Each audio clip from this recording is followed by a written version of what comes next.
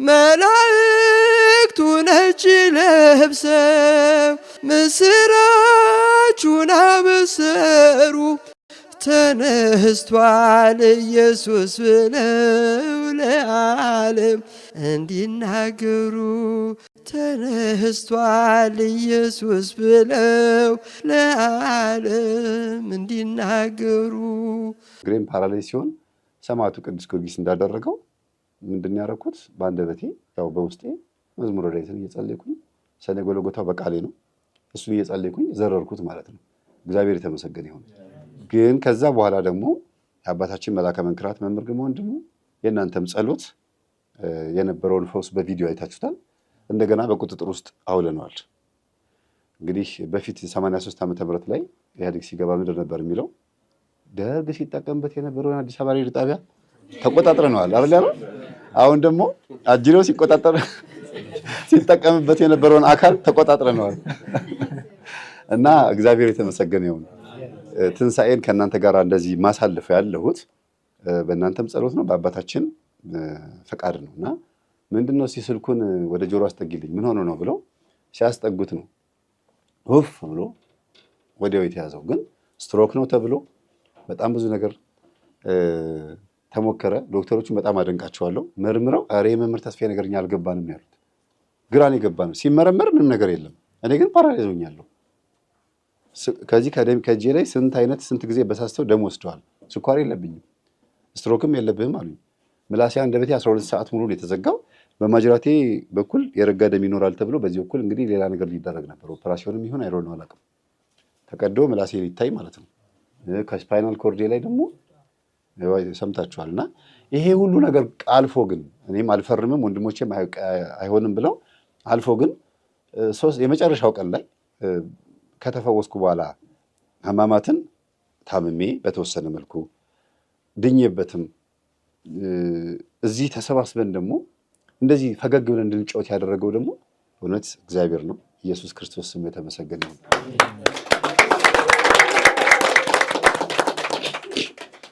እና ለኔ ስንተኛ ትንሣኤ እንደሆነ አላውቅም። ምናልባት ከሞት መነሳት ነው አይደለ? ዓለማዊ ብሆን ኖሮ ወይም ደግሞ አይምሮዬ ባይነቃ ኖሮ ፓራላይዝ ሆኜ በዛው ቀራለሁ። እጄም እግሬም አይራመድም፣ መላ ሰውነቴም አይሰራም ነበረ። እና እዛው የተኛሁበት ቦታ ላይ ሆኜ የሚገርማችሁ ከሌሊቱ 9 ሰዓት አካባቢ ላይ ሁሉም ህመምተኞች አንድ ላይ ነው የሚነሳባቸው። ተመሳሳይ የሆነ ድምፅ ነው የምሰማው። እና 90% አጋንንት መሆኑን የተረዳሁት በእኔ ነው። እዛ ባሉት እርግጠኛ መሆን ስለማልችል በእኔ ነው። የነርቭ ችግር፣ የፓራላይዝ የመሆን የእጅ ሾክ የማድረግ እጅ የመንቀጥቀጥ ነገሮች መንፈስ እንደሆነ እንድረዳ ያደረገኝም ደግሞ እኔ ላይ ፊል አድርጌው ነው። ማዘዝ እፈልጋለሁ፣ ማንሳት አልቻልኩም። እጄ ማውራት እፈልጋለሁ፣ ሀሳቡ አለ፣ ወደ ምላሴ ለማምጣት አልቻልኩም። ለምን? ከአይምሬ ወደ ምላሴ የሚመጣው የሆነ ቦታ ላይ። ስለዚህ ሰይጣን የዚህን ያክል ሳይንስ ያውቃል ማለት ነው።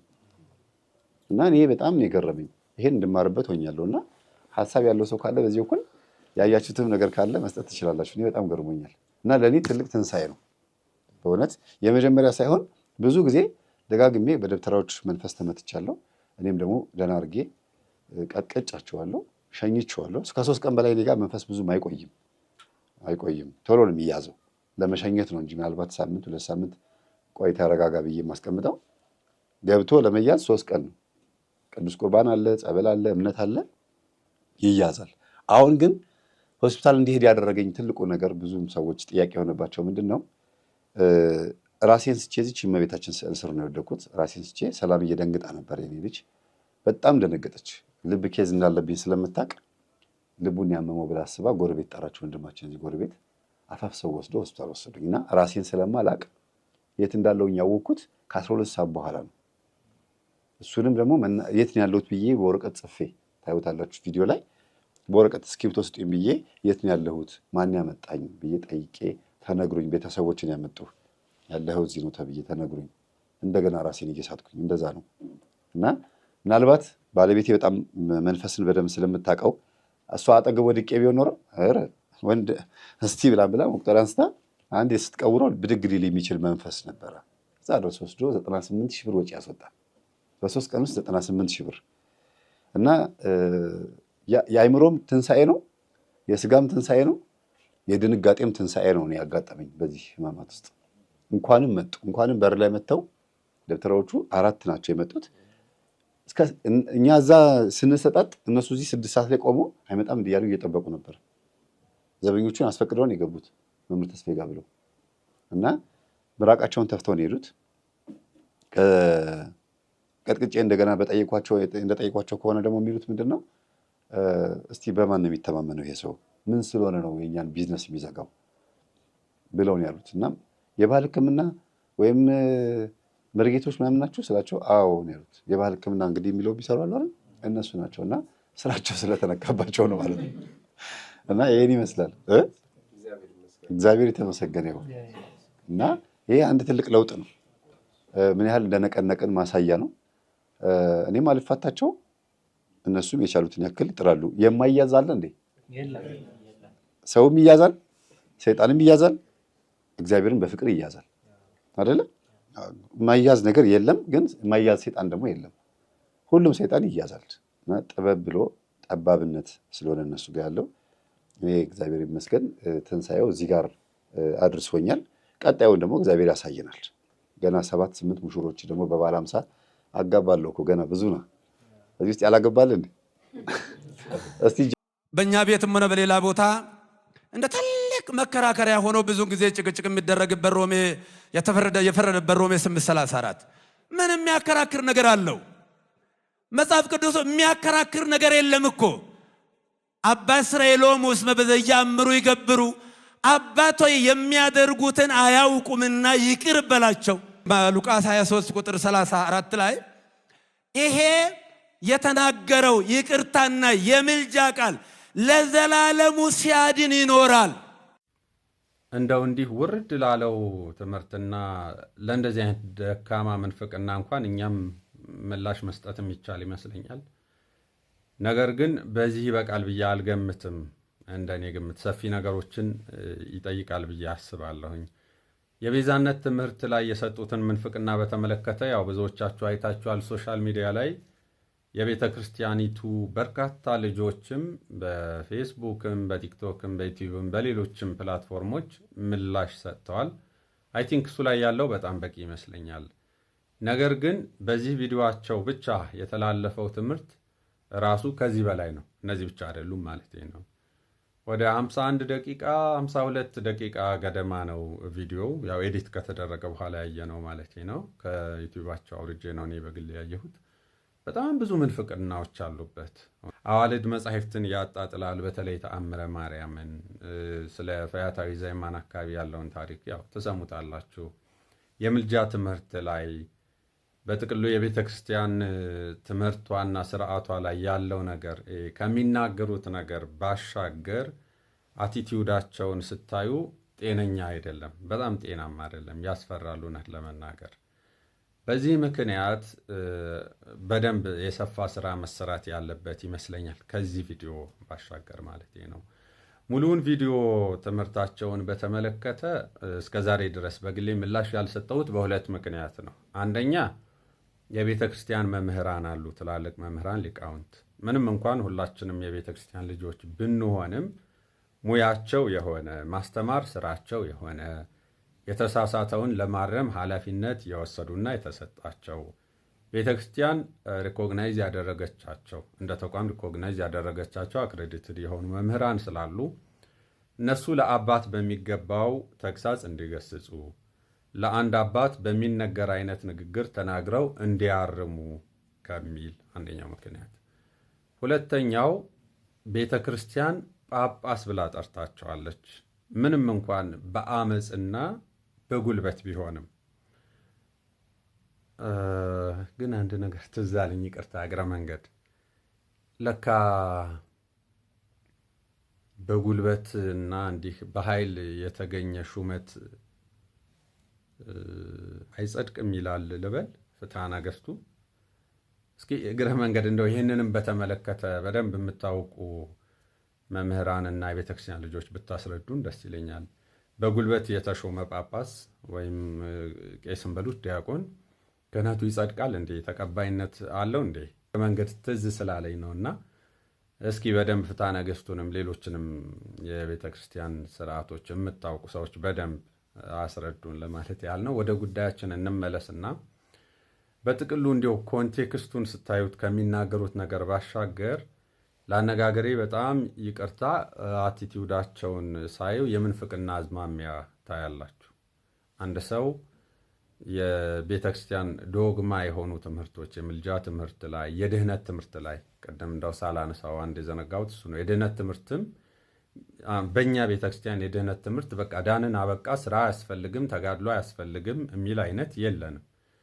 እነዚህና እነዚህ የመሳሰሉ የድህነታችን አርማና ምልክት የሆነች ወላዲተ አምላክ ላይ የቤተ ክርስቲያን መጻሕፍት ላይ የያዙት ዕፀ መስቀል ላይ አንድ ጳጳስ ጥርጣሬ ካላቸው ለአነጋገሬ ይቅርታ፣ እኔ በጣም ኮንፊደንሴን አሳጥቶኛል በሳቸው ላይ ያለኝን ማለት ነው። የሌሎችም የቤተ ክርስቲያን ልጆች ጥያቄ እንደው ሰው በዳህፀ ልሳንም የሆነ ነገር ሊል ይችላል። ይሄ ይታረማል። ሰው ከስህተት ከሆነና ከቅንነት ከሆነ ዳህፀ ልሳን የመሳሰለው በቀላሉ ይታረማል። ሰው ንስሐ ይገባበታል፣ አባቶች ያርሙታል፣ ቤተ ክርስቲያን ታርመዋለች። የእሳቸው ግን እንደዚህ አይነት አይመስልም። እንደውም አስረግጠው አትደንግጡ እርግጠኛ ነኝ እያሉ ጭምር ነው። ይሄ ተቆራርጦ ቲክቶክ ላይ ብዙ ሰው ያየው ስለሆነ ነው። ሙሉውን ስታዩት እኔ ዳውንሎድ አድርጌ ነው ያየሁት ከእንትናቸው ከዩቲዩባቸው። እግረ መንገድ ግን ይቅርታ እንደው ዩቲዩቡን ለምንድን ነው ማን ነው እያየላቸው ያለው? ሁል ጊዜ የዲቤት መነሻ የሚሆን እንትን ነው ይሄ ፍኖተ ጽድቅ ምናምን የሚባለው ማህበር ይሁን ምን ይሁን አላውቀውም። ይቅርታ ቤተክርስቲያንም ምን እናስባለን እንደዚህ አይነት የጸብና የችግር ቤት እውቅና እንደምትሰጥ አላውቅም። እዛ ውስጥም እንደው ከአክብሮት ጋር እዛ ውስጥም ያላችሁ እንግዲህ ማህበርተኛ ሁኑ ምን ትሁኑ ስማችሁን እንደሚባል አላውቅም። በጎ ነገር እናገኛለን ብላችሁ እዛ ውስጥ አባል የሆናችሁ ሰዎች እውነት ሌላ ቦታ አጥታችሁ ነው? ቤተክርስቲያን እንደው እዛ ውስጥ ባትገቡና ለምንፍቅና መፈልፈል አጋዥ ባትሆኑ ቤተክርስቲያንን የምታገለግሉበት ሌላ መንገድ አጥታችሁ ነው? እባካችሁ እንደው ለቤተክርስቲያን ተጨማሪ ፈተና እንሆናት ባንጠቅማትና እዛ ውስጥ ያላችሁ ሰዎች ለምን አትወጡም? በቃ ሁልጊዜ የዲቤት ማዕከል ነው ይሄ ፍኖተ ጽድቅ የሚባለው። በጣም ነው የሚያሳዝነው። በጣም ነው። እኔ ከጀርባ ያለውን ተልእኮ ያው የምንጠረጥረው ነገር አለ፣ ግን እግዚአብሔር ይወቀው። እናንተ ግን ለምንድን ነው የማትወጡት? እውነት ሌላ የምታገለግሉበት መስመር አጥታችሁ ነው? ቤተ ክርስቲያንን ለማገልገል ነው እዛ ውስጥ ያላችሁት? ወይም ነፍሳችሁን ለመጥቀም ነው? በቃ ያላችሁ አማራጭ እሱ ነው፣ ነፍሳችሁን ለማዳንና ወደ ትክክለኛው መንገድ ለመምጣት። በጣም ነው የሚያሳዝነው። እና ሌሎቻችንም አባልም ምንም ያልሆናችሁም ሰዎች ቢሆኑ ለምንድን ነው አንሰብስክራይብ የማታደርጉት? ዩቲዩቡን ለምንድን ነው ሪፖርት አድርጋችሁ ዲስላይክ አድርጋችሁ ይህን ቪዲዮስ ማታጠፉት? ሌሎችም ትምህርቶች ሁልጊዜ በቃ ለቤተ ክርስቲያን አጀንዳ እንደው ከሌላው ችግሯ በተጨማሪ ተጨማሪ ሸክም እየሆነ ነው ይሄ ማህበር። እና እንዳልኩት ማህበር ይሁን ምን ይሁን ባላቅም የሆነ ሆኖ ወደ ጉዳዩ ስንመለስ እዛ ነው ያለው። አውርዳችሁ ብታዩት ጥሩ ይመስለኛል። ሪካርድ አድርጋችሁን ብትይዙት ጥሩ ይመስለኛል። የእሳቸውን በተመለከተ ግን በዚህ እንደው እንደዚህ ምላሽ በመስጠት ብቻ የሚታረም አይመስለኝም። አቲቲዩዳቸውን ሳየው ሙሉ ሰርቪስ ሙሉ ሜንቴናንስ የሚፈልግ አይነት ነገር ነው ያየሁባቸው። ለአነጋገር ይቅርታ እንደገና ተፈቶ መገጣጠም አይነት ነገር የሚፈልጉ ናቸው ይመስለኛል። ታሪካቸውን የምታውቁ ሰዎች ግን እንደው በግልም ቢሆን ሼር ብታደርጉን። አሁን አባቶቻችንን በደንብ መለየት ያለብን ጊዜ ይመስለኛል። የትኛው ጉባኤ ቤት እንደተማሩ እንደው ምን አይነት የቤተ ክርስቲያን ባክግራውንድ እንዳላቸው ባውቅ እጓጓለሁ። አቡነ ገብርኤልና እንዳልነው አባቶቻችን ሊቃውንት ምላሽ የማይሰጡ ከሆነ ግን ይሄ አሁን የተባለውን ቪዲዮ በተመለከተ ሙሉ ላይን ባይ ላይን መስመር በመስመር ሙሉ ምላሽ እንሰጣለን ከተወሰኑ ቀናት በኋላ። አባቶቻችንን ሊቃውንትን መምህራንን እየጠበቅን ነው። አትቀየሙንም ብዬ ተስፋ አደርጋለሁ። ሊቃውንት ምላሽ የማትሰጡ ከሆነ እኛ ምላሽ እንሰጥበታለን። መስመር በመስመር ሙሉውን 52ቱንም ደቂቃ ማለት ነው የሚያነሱትን እያንዳንዱን ምንፍቅና ለማለት ያህል ነው። በኦርቶዶክስ ቴዎሎጂ የድህነት የዘላለም ሕይወት ጉዳይ መነሻው ሰብአዊ አመለካከት ነው። ያም ሰብአዊ አመለካከት እናትና ልጅ የሚል ሰብአዊ አመለካከት ኢየሱስ ሊፈጽመው የመጣው የማዳን ሥራ በሰብአዊ አመለካከት ላይ የተመሰረተ ሳይሆን በአባቱ ፍቃድ ላይ የተመሰረተ መሆኑን ካንቺ ጋር ምን አለኝ? ኢየሱስ የሁሉም ነው። በቤተሰብ ዝምድና ታስሮ የሚቀር አይደለም። እርሱ የሁሉም ነው፣ ለሁሉም ነው። እሺ እንዴት ናችሁ? ሰላም ክርስቶስ ይብዛላችሁ። ተስፋ ስላሴ ነኝ። ኦርቶዶክሳውያን እናንተ እያላችሁ አካውንት እንዲሞን የለበትም፣ በደንብ አንቀሳቅሱልኝ ለማለት ነው። እሺ ወደ መልሱ ስንሄድ ማለት ነው። በመጀመሪያ በጣም ስንት ፋላሲ እንደምናወጣ ከዚህ ንግግር ውስጥ ራሱ ግራ ነው የሚያጋባው። ግን በመጀመሪያ ደረጃ አንድ መሰረታዊ ሐሳብ የተተቸውን እንተችና ሌላውን ደግሞ ለሰሚው እንተዋለን ማለት ነው። እንግዲህ እንዲህ የተናገሩትን ሰው በዚህ ውስጥ ስንት ስህተት እናያለን። የመጀመሪያ የክርስቶስን የማዳን ስራ በሰብአዊ መንገድ ነው ሰዎች የሚረዱት የሚል አይነት ንግግር ተናግረዋል። በደንብ አድርጋችሁ አስተውሉ። እግዚአብሔር ለእኛ በሰብአዊ መንገድ ካልተገለጠልን ልንረዳው አንችልም። በነገራችን ላይ ከአእምሯችን በላይ ነው። ስለዚህ ነው እግዚአብሔር ለእኛ በሰብአዊ መንገድ የሚገለጥልን። ለምሳሌ እግዚአብሔር የእናትና የልጅ አድርገው በጣም አቅልለው በዚህ ይሄ ብላስፌሚ የሚባለው በነገራችን ላይ በመጽሐፍ ቅዱስ ቋንቋ ስድብ ወይም ከባድ ንግግር ነው። በነገራችን እንዲያደርገን መናገር። ምክንያቱም በእኛና በእግዚአብሔር መካከል ራሱ ያለው ህብረት ምንድነው? የአባትና የልጅ አይደል? እንደ ቸርነቱ አባታችን ባይሆን እኮ እንደ ጌትነቱ በጠፋን ወይም እንደ አምላክነቱ እኮ ድራሻችን ነበር የሚጠፋው። ነገር ግን እንደ ቸርነቱ ደግሞ አባታችን ይሆናል። ለዛ ነው በቅዱስ ቤተክርስቲያን ጸሎት ላይ እንደ ቸርነት አባታችን እንደ አምላክነት ደግሞ ጌታችን ነህ ብለን ምንጸልየው ማለት ነው። ስለዚህ እንደ ቸርነቱ እግዚአብሔርን እንደ ምሕረቱ እንደ ፍቅሩ ካየነውማ የቤተሰባዊ ህብረትን ሰብአዊ የሆነውን መረዳትን አንትሮፖሴንትሪክ የሆነ ማለት ነው ሰዋዊ ወይም ሰውኛ ካልሆነ በስተቀር እኮ ልንረዳው አንችልምና በጣም ግራ እንዳትጋቡ። አንዳንድ ሰዎች በተለይ አንድ ሰው ፈጥኖ ያለ ከዛ በጣም እየጮህ ሲናገር እንደ ቴኒስ ዳኛ እንዲህ ከማለት ውጭ አማራጭ የለንም። ግን ምንድነው ያለው? እስቲ ቆይ ቀስ ብዬ ልስማው ብትሉ ፈጽሞ መጽሐፍ ቅዱሳዊ እንኳን መጽሐፍ ቅዱሳዊ ይቅርትና ይሄ እንደው ሞቲቬሽናል ስፒከር እንኳን ሊናገረው የማይገባ ንግግር ነው። የአባት የልጅ አይነት ህብረት እኮ መጽሐፍ ቅዱስ ውስጥ አለ። ዘውትር እኮ የምንጸልየው ጸሎት አባታችሁ ነው የምንለው እኮ እንደ ቸርነቱ ነው። ስለዚህ አባትና የልጅ ህብረት በእኛ መካከል ካለ በመብርሃንና በልጇ መካከል እኮ የእናትና የልጅ ህብረት ቢኖር እኮ አይገርምም። ስለዚህ በጣም ንቁ አስተውሉ ለማለት ያህል ነው። በሃይማኖት ደረጃ ፐብሊክ ፊገር የሆኑ ሰዎች መድረክ ላይ ይህን ያህል ከሳቱ እንግዲህ እነሱን ቁጭ ብሎ የሚሰማው ሰውማ በቃ አስቡት እንደ ቴኒስ ኳስ ዳኛ እየዞረበት ነው ማለት ነው። ስለዚህ በጣም አስተውሉ።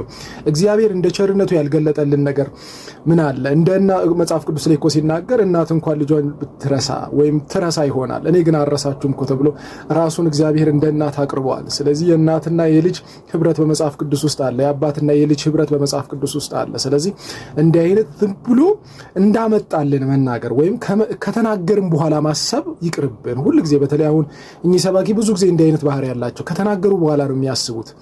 ለምሳሌ መብርሃንን ከዚህ በፊት የሆነ የማይገባ ንግግር ተናገሩ። ከዛ ከ5 ዓመት በኋላ ይቅርታ ጠየቁ። አሁንም ያመልጣቸዋል፣ ይጠይቃሉ። የድፍረታቸው ድፍረት ሌላው እምነት ወይም እሳቸውን የማይመስላቸው እምነት የሚጠቀምበትን መጽሐፍ በምስባካቸው አምጥተው ራሱ ይሳለቃሉ። እንደዚህ አይነት ነገር ሲታይ የህግ ሰዎች እንኳን ምን ያህል እንደምትዳኙ እንግዲህ እግዚአብሔር ይወቀውና ንቁ ለማለት ነው። እያለ መናገራችን አይደለም እና አንዳንዴ ተረራ ብለን እንናገራለን። ግን እስቲ ብለን ቁጭ ብለን ስናየው ምንም ጥቅም የሌለው ወሬ እናወራለንና እግዚአብሔር ይጠብቀን። በእግዚአብሔር ዘንድ የአባትና የልጅ በእናታችን ዘንድ የእናትና የልጅ ህብረት አለ። ይሄ መጽሐፍ ቅዱሳዊ ነው። ባይዘው አንሳት መጽሐፍ ቅዱስ አትሳቱ ይላል ቅዱሱ መጽሐፍና በሃይማኖት መጽናት ይሆንልን። ተስፋ ስላሴ ነኝ። በጸሎታችሁ አስቡኝ። ሁላችንም ኦርቶዶክሳውያን በጸሎታችሁ አስቡኝ ማለት ነው። በሃይማኖት ያጽናን። የዛች የተወደደችው ቀን ያብቃን እላችኋለሁ። ሰላም ክርስቶስ ከእናንተ ጋር ይሁን። የምን ቅዳሴ ነው? ቅዳሴ የሚባል ነገር መጽሐፍ ቅዱስ ላይ የለም። ዝም ብላችሁ እናንተ ፈጥራችሁን ያመጣችሁ ትላሉ። እንዳይመስላችሁ። ቅዳሴ እንግዲህ መሰረቱ ታዲያ መጽሐፍ ቅዱስ ነው። የማቴዎስ ወንጌል ምዕራፍ 26 ቁጥር 28 ላይ ጌታችን ኢየሱስ ክርስቶስ በምሴተ ሐሙስ ሐዋርያት በተሰበሰቡበት ደጅ ላይ ተነሳና ምን አደረገ? ህብስቱን አነሳ። እስቲ ባረከ በሉ። ቆረሰ፣ ሰጣቸው። እነዚህን ሶስቱን ጽዋውንም አነሳና ደግሞ አመሰገነ። እስቲ አመሰገነ በሉ። ስንት ነገር ያዛችሁ? 4። በደንብ አረጋችሁ ስሙ። ቅዳሴው ላይ ይሄ ያለ ቅዳሴው ላይ ልክ ከመግባቱ በፊት ካህኑ እንዲህ ሲል አልሰማችሁትም? ቡሩክ እግዚአብሔር አብ ኀዜ ኩሉ ዓለም አምላክነ ወቡሩክ ወልድ ዋሕድ እግዚእነ ኢየሱስ ክርስቶስ መድኃኒነ ወቡሩክ መንፈስ ቅዱስ ጰራቅሊጦስ መንጽሒ ወመንጽሔ ለኩልነ ሲል አልሰማችሁትም? እየባረከ ነው ማለት ነው። አንድ ሁለተኛ ምን ያልን ያላችሁ ቆረሰ ሀበነ ንህበር በዘዚአ ከመንፈስ ቅዱስ የሚለው ጸሎት ስርዓተ ፈትቶ ነው። ጥሩ ሶስተኛ ምን አላችሁ ሰጣቸው። ልክ ቅዱስ ስጋው ክቡር ደሙ ተዘጋጅቶ ከጨረሰ በኋላ ቤተ መቅደስ ጸሎት ልክ ሲያልቅ ወደ ታች ወርዶ እንቆርባለን አንቆርብ። ስለዚህ መስጠቱ አለ ማለት ነው። አራተኛው ምንድን ነው በሉ እንጂ ናኩቶ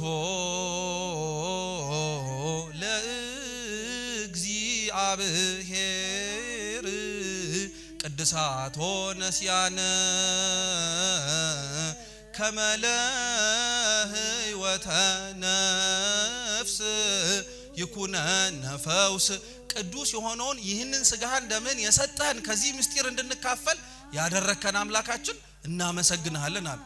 አራቱም አለ የለ በደንብ ነው ያለው። ቅዳሴ መጽሐፍ ቅዱስ መሰረትነት አለው ማለት ነው።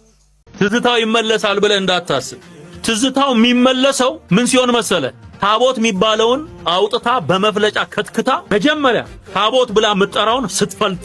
ሰላም ላንተ ይሁን ወዳጄ ትዝታው፣ እንደምን አለ?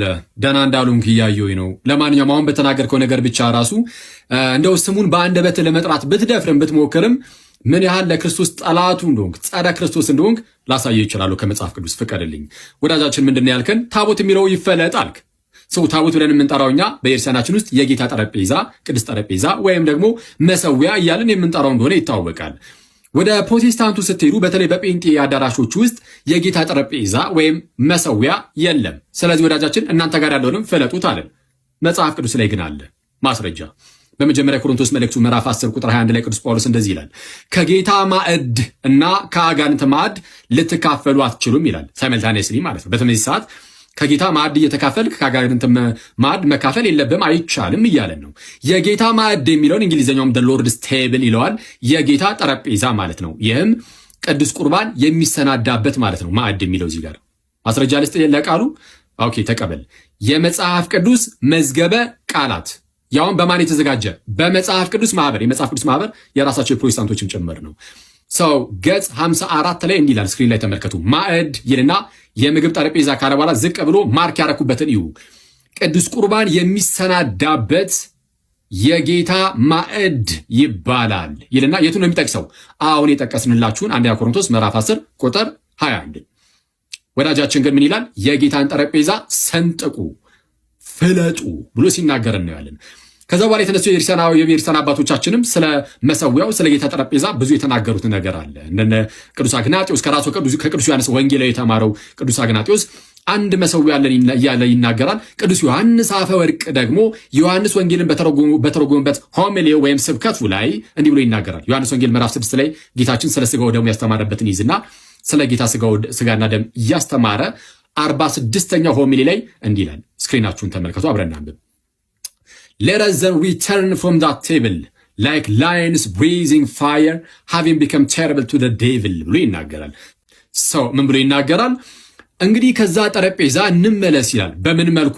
እሳትን እንደሚተነፍሱ እንደሚያጋሱ አንበሶች ለሰይጣን አስፈሪ ሆነን ከዛች ጠረጴዛ እንመለስ ይላል ቅዱስ ዮሐንስ አፈወርቅ። በነገራችን ላይ ክርስቲያኖች እንደምነቶቼ ወደ ቅዱስ ቁርባን ተጠግተን ከቅዱስ ቁርባን ተካፍለን ማለት ነው ስንመለስ ምንም እንኳን ለስጋይን እንደዚህ የምንታይ ብንሆንም ለሰይጣን ግን የምንታየው ልክ እሳትን እንደሚተነፍሱ አንበሶች የምናስፈራ ሆነን የምንወጣው ሰው ከቅዱስ ቁርባን አንራቅ።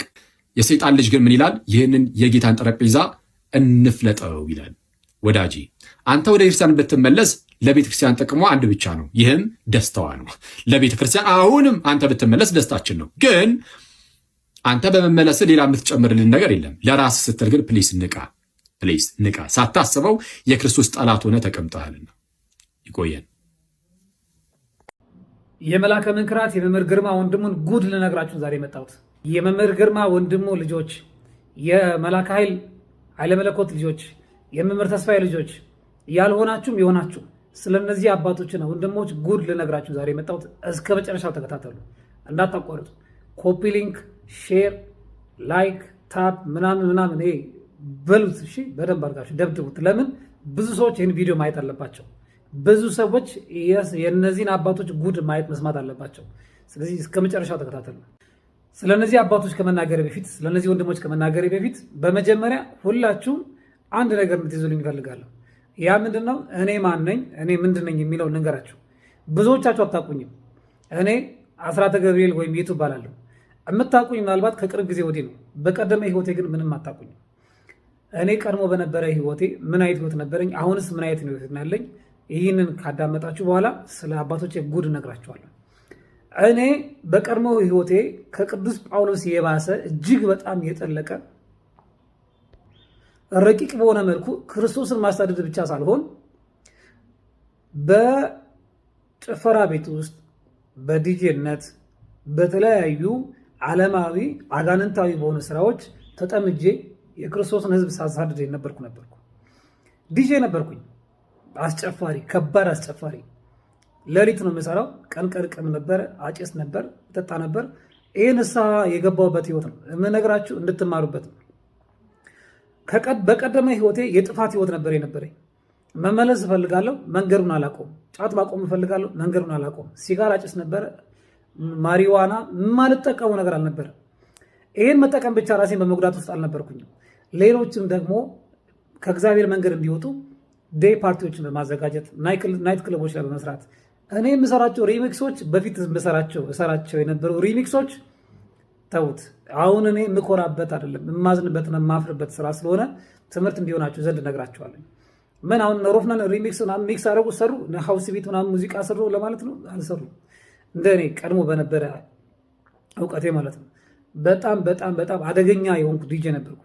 ምናልባት አርባ ምንጮች ታውቁኛላችሁ አላችሁ፣ ማህበራዊ ሚዲያ ላይ የምታውቁኝ ወንድሞቶች አላችሁ ከዚህ ቀደም በነበረ ህይወታችን።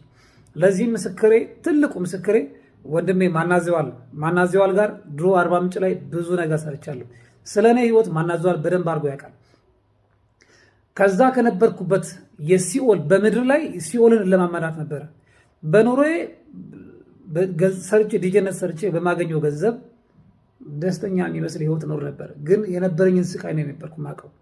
ቀኑ ልክ ሲነጋ ጠዋት ያለኝን ስሜት ነው የነበርኩ ማቀው። በእርግጥ መንግስት ሰራተኛ ነበርኩኝ፣ እሰራ ነበር። ዩኒቨርሲቲ ውስጥ እሰራ ነበረ። በመምህርነት፣ በአይቲ ስፔሻሊስትነት፣ በቴክኒካል አሲስታንትነት እሰራለሁ። ጎን ለጎን ግን ዲጄነቱን ተውት፣ ከባድ ነበር። አሁን ስለቀደመ ህይወት ልነግራችሁ ብቻ አለም የወጣሁት። ስለዚህ ከዚህ ህይወት እንዴት ነው የወጣሁት? እንዴት ወደ ቤተክርስቲያን መጣሁ? እንዴት መንፈሳዊ ህይወት አገኛችሁኝ? ምክንያቱም አሁን ወደ ጉዱ ልመጣ ነው። እቅምበት የነበረን ቦታ አንስቼ የጸሎት ስፍራ እንዳደረገው የረዱኝ አብሮኝ የነበረ እንድቅም፣ እንዳጨስ፣ እንድጠጣ ከውስጥ በኩል ሆኖ ከቤተሰብ የወረስኩት በሰዎች ላይ የተላከ በእኔ ኃጢአትና በእኔ ደካማነት ወደ እኔ ውስጥ የገቡ ጠላቶች እንዳሉ እንድነቃ የረዱኝ መምህር ግርማ ናቸው። የጫት መቃሚያ ቦታዬን አንስቼ ጸሎት ስፍራ እንዳደረግ የረዱኝ አባቴ ናቸው። በጫት በመጠጥ በሲጋራ በአጓጉል ሱሶች የቆሸሸ ማንነቴን ይህን የክርስቶስ ቤተ መቅደስ አቆሽሸው ነበር። ግን እግዚአብሔር አምላካችን መሐሪ ነው፣ ይቅር ባይ ነውና ቸርነቱ በእኔ ህይወት ውስጥ ተገልጧል። በፍጹም ሳይገባኝ ክርስቶስን ከማሳደድ ህይወት፣ የክርስቶስን ተከታዮች ከማሳደድ ህይወት እግዚአብሔር አምላካችን በእውነቴን ነው የምላችሁ፣ እኔ ወደዚህ ህይወት ስመጣ ተገብቶኝ አይደለም፣ በቃ ብቃቱ ኖሮኝ አይደለም ወደዚህ ህይወት መጥቼ አሁን እየተመላለስኩ ያለሁት። ይሄ ከሆነ 7 ዓመት አልፎኛል። እግዚአብሔር አምላካችን በቤቱ ያጽናኝ። ከዛ ከነበረ ህይወቴ ወጥቼ አሁን አጠር ላድርገውና የሶስት ልጆች አባት ነኝ፣ ትዳር አለኝ። በቀደመ ህይወቴ ሳምንት ከአንድ ሴት ጋር አልቆይም ነበር። እኔ በግልጽ የምነግራችሁ ለምንድነው እንድታቁኝ እፈልጋለሁ። እኛ አባት በህይወቴ ውስጥ ምን አይነት ስራ እንደሰሩ ልነግራችሁ እፈልጋለሁ። እኛ አባት መንበርከክን አስተማሩኝ። ለመምህር ተስፋዬ፣ ሊቀ ትጉሃን ቀሲስ ባንቴኑ ባዬ፣ ሌሎች መምህራን አባቶቼ ከእኔ ጋር አብሮ የነበረውን ጠላት እንዳቅበት፣ እንድነቃበትና እንድቀጠቅጠው ከእኔ ርቆ እንዲሄድ። ስለዚህ ይህንን ስራ የሰሩኝ አባቶችን ይህንን የኔን ክርስቶስን ከማሳደድ ዛሬ ከወንድም ከእህቶቼ ጋር በመሆን በተለያዩ ማህበራዊ ሚዲያዎች ስለ ክፉ መንፈስ አሰራር፣ ስለ መንፈስ ቅዱስ አሰራር በደንብ ለይታችሁ እንድታውቁ እንድትማሩ ከአባቶቼ ባገኙት ነገር እንማማራለን። ቅዱስ ጳውሎስ እኔ ክርስቶስ እንደመሰልኩ እናንተን የምሰሉ ባለው ሐዋርያዊ አንደበቱ መሰረት አባቶቻችን የሐዋርያትን መስመር ፈለግ ተከትለው ከህይወታችን እርኩሳን መናፍስትን እንዴት እንደምናወጣ፣ እንዴት እንደምናስወግድ፣ እንዴት አድርገን እርኩሳን መናፍስት እንደምንዋጋ አስተምረውናል። ይሄው እኔ የእነሱ ፍሬ ነኝ። እንኳን ትዳር ይዤ ልጆች ይዤ እንኳን በመንፈሳዊ ህይወት እንደዚህ ልታዩኝ ይቅርና በዓለማዊ ህይወትም እድሜ ኖሮኝ እስካሁን ምቆይ ሰው አልነበርኩኝ። ግን የእግዚአብሔር ምሕረትና ቸርነት ዛሬ አገናኝቶኝ ከእናንተ ጋር እንደዚህ እንድንወያይ ሆኗል። አሁን ጉዱን ያገኛችሁ መሰለኝ። መምህር ተስፋዬ፣ እነ መላከ መንክራት፣ ሌሎችም አባቶቻችን እነ ሊቀ ትጉሃን እኔ ስማቸው ጠርቻ አልጨርስም። በጣም ብዙ አባቶች ናቸው። የእነዚህ አባቶች እናንተ ያላወቃችሁላቸው ጉድ ይሄ ነው። በቃ እኔ የእነሱ ፍሬ ነኝ። አሁን የኔን ህይወት ብትመዝኑት ብዙ ነገር አለ በውስጡ። ስለዚህ ዛሬ 1 ሰዓት ተኩል ላይ በዚህ በኬፋ ሚዲያ ላይ ማለት ነው ሰሞኑ በዚህ ማህበራዊ ድረገጽ ላይ የምትናገሩ አባቶች ላይ የምትዘባበቱ ሰዎች አላችሁ። ስለዚህ እናንተ ባለማወቅ በማወቅ የጠላትን ስራ እየሰራችሁ ስለሆነ መመለስ አለባችሁ። ማታ ላይ ዛሬ ትመጣላችሁ። ይህንን ቪዲዮ የመምህር ግርማ የሊቀ ትጉሃን ልጆች የነ ኃይለ መለኮት ቀሲስ ኃይለ መለኮት ሌሎች ወንድሞች አባቶች ልጆች እባካችሁ ጌታችን መድኃኒታችን ኢየሱስ ክርስቶስ ከያለንበት በቸርነቱ ሰብስቦን ለዚህ ለድነት ለበረከት ቀን የጠራን ኃያሉ መድኃኔ ዓለም ከእናቱ ከድንግል ማርያም ጋር ክብር ምስጋና ይድረሳቸው። እንግዲህ ይሄ ታላቅ ጉባኤ በክቡር አባታችን መላከ መንክራት መምህር ግርማ ወንዱ ፍቃድ እዚህ ድረስ መጥተው እኔም አብሬ ያለው አብረን አገልግሎቱን ልንሰጣችሁ በዚህ ተገኝተናል። ይህንን ያደረገ እግዚአብሔር ስለሆነ እግዚአብሔርን አመስግኑልን። ሁላችሁም የክቡር አባታችን መላከ መንክራት መምህር ግርማ ወንድሙን አንዳንዶቻችሁ ከዛሬ 40 ዓመት በፊት፣ አንዳንዶቻችሁ ከዛሬ 20 ዓመት በፊት፣ አንዳንዶቻችሁ ደግሞ ከጥቂት ዓመታት በፊት ትምህርታቸውን አገልግሎታቸውን አግኝታችኋል። እሳቸው ይህንን አገልግሎት ሲሰጡ ብዙ ፈተና፣ ብዙ መከራ፣ ብዙ እስራት፣ ብዙ መገፋትን አሳልፈው ዛሬ በእምነት በጽናት አሁንም አገልግሎቱን እየሰጡ ይገኛሉ። ክቡር አባታችን መላከ መንክራት መምህር ግርማ ወንድሙ ለኛ በተለይም በዚህ አገልግሎት ውስጥ ላለነው መጥምቀ መለኮት ቅዱስ ዮሐንስ ናቸው። ምክንያቱም ጌታችን መድኃኒታችን ኢየሱስ ክርስቶስ አገልግሎት ከመጀመሩ በፊት መንገዱን የጠረገለት መጥምቀ መለኮት ቅዱስ ዮሐንስ ነው። መጥምቀ መለኮት ቅዱስ ዮሐንስ የጌታችን የመድኃኒታችን የኢየሱስ ክርስቶስ የአገልግሎት መንገድ ጠራጊ እንደሆነ ሁሉ እሳቸውም ለኛ ለዚህ አገልግሎት በተለይ በጥምቀት አገልግሎት ለምናገለግል አባቶች ወንድሞች መንገድ ጠራጊያችን ናቸው። ምዕመናኑ በክፉ መናፍስት ላይ እንዲነቁ እንዲያውቁ ያደረጉት እሳቸው ናቸው።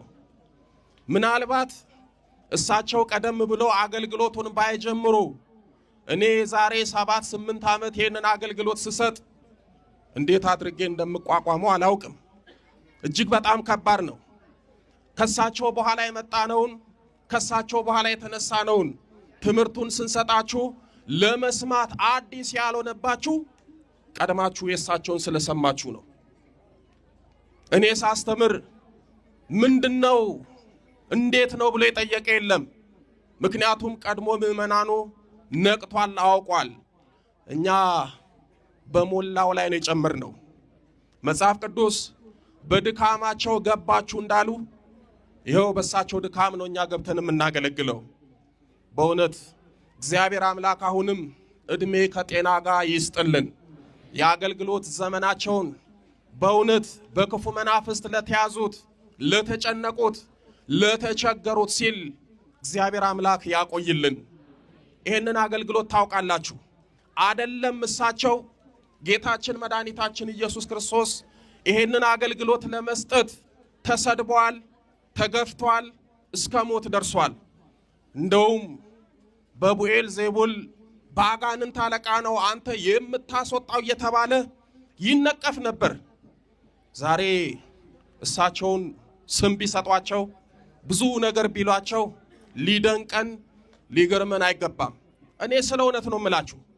አንዳንድ ጊዜ ስንነቀፍ ስንሰደብ እሳቸውን አስብና አሁን እኔ በእውነት አገለገልኩ፣ አሁን በእውነት እኔ ተሰደብኩ፣ አሁን በእውነት እኔ ተገፋው።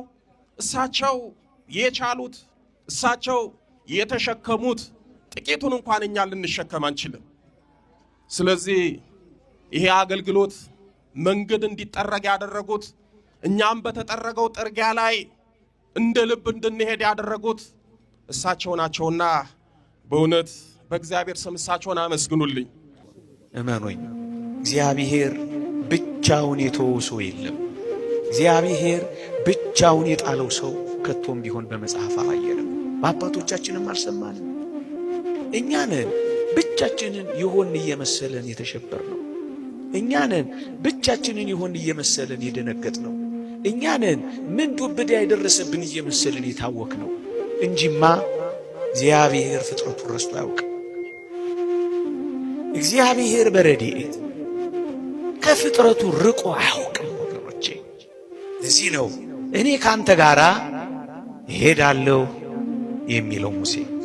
የትም እንሁን የት፣ በምንም እንኑር በምን እግዚአብሔር አይረሳንም። ለዚህ ነው በመጽሐፍ አልተውሽም ከቶም ቢሆን አልጥልሽም የሚለው።